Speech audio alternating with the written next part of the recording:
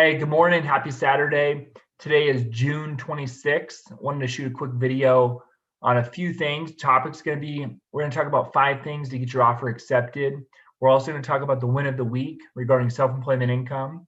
We're also going to talk about emotions. When I've been reading a few books around controlling your emotions, and this is extremely important, whether it comes to family life, business, and also making offers on houses too. So few things. Let's talk about the top 5 things first to help get your offer accepted. Know your numbers, super important. We use a system called Mortgage Coach to break down the numbers.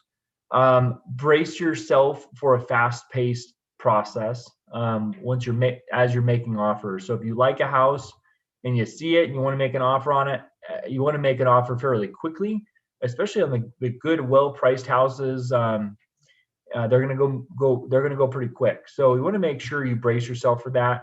Lean on your professional, real estate professional, and that's extremely important to have a great realtor to be helping you navigate these offers. Also, I say make a strong but fair offer. So this needs to be fair for you as the buyer and for the seller.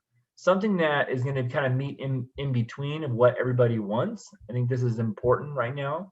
Everybody wants to get a deal, but if you come in and try to lowball the seller and try to get a deal on the house, it may mean that you don't get the house under contract at all. So I think the key here is find that right balance, strong but fair, and then be flexible in your negotiations. So point here is that sometimes I hear, hey, how quick can we close from our buyers? The problem is the seller may not want to close super quick.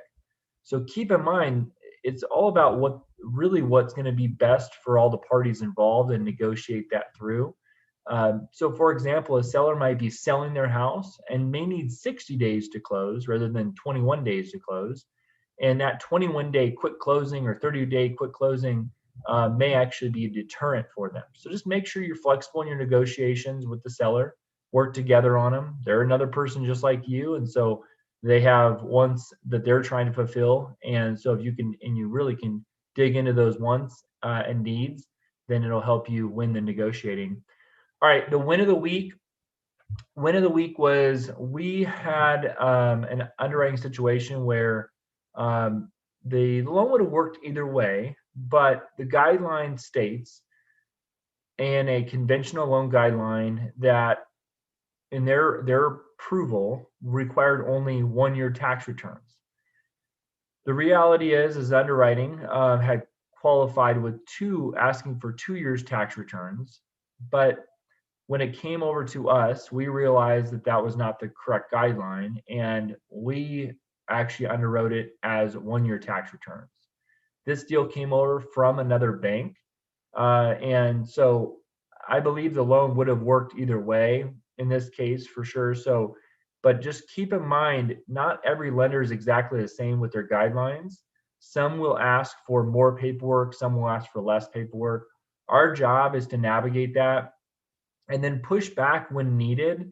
When even our underwriters ask for something that's not necessarily needed, our job is to push back and say, is this necessary? We don't want to put you just through extra paperwork just because.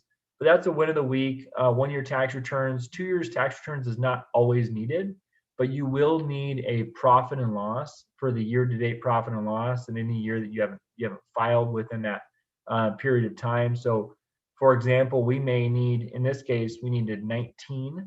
We needed profit and loss for 2020. Profit and loss just shows all your profits and losses and what you're netting. And then we needed a year-to-date profit and loss for 2021. I'm going to leave you this today. I want you to be mindful of your emotions as you go into situations, whether it's with your family, with work, or the home buying process or home selling process. These things can be emotional. So what you want to do is make sure you bring your emotion that you want every day. So things that will help with this are things like meditation, watching motivational videos, or reading great books. But I want to make sure you keep this in mind. You control the emotion of whether it's the room or the situation, and don't let other people's emotions dictate what's happening. Also, don't let past emotions dictate what your current emotion can be. So that's important. If you felt down yesterday or felt excited yesterday, just know that you don't want to be overly excited or overly down. You always want to kind of stay in a great kind of position there. So these are the things that I continually work on personally as well as professionally too. So I hope this helps. Have an awesome Saturday, and we'll see you next week. Take care. Bye.